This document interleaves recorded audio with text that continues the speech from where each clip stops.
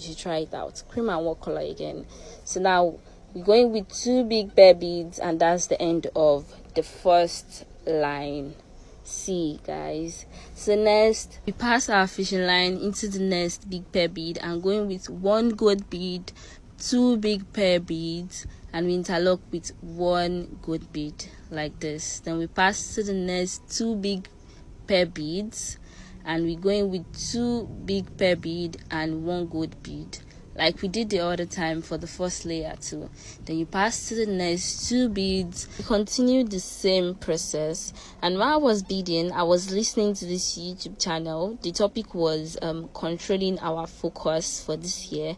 The YouTuber was basically giving hints on how we can achieve our yearly goal, because most of us make a year plan in beginning of January, but at the end of the day we abandon it, and I hope we all do better this year, me inclusive. We are done with the second line, so we pass our fishing line to the next one, and we do the same process for the third one, for the fourth one, for the fifth one, and now for the sixth one, and we are stopping at the sixth one. So we end our fishing line and we passing a fresh one for our handle, and we pass 2 gold bead into the both side of our fishing line.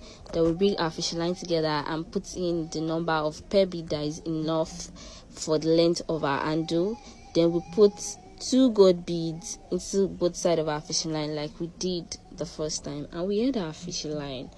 And this is the beauty that we're trying to make. See this beauty. I've not made the inner purse for this bag yet, but I had this small purse at home and I felt like it fits into the bag. I'm planning on making the inner with this gold. And what do you think? Bye guys.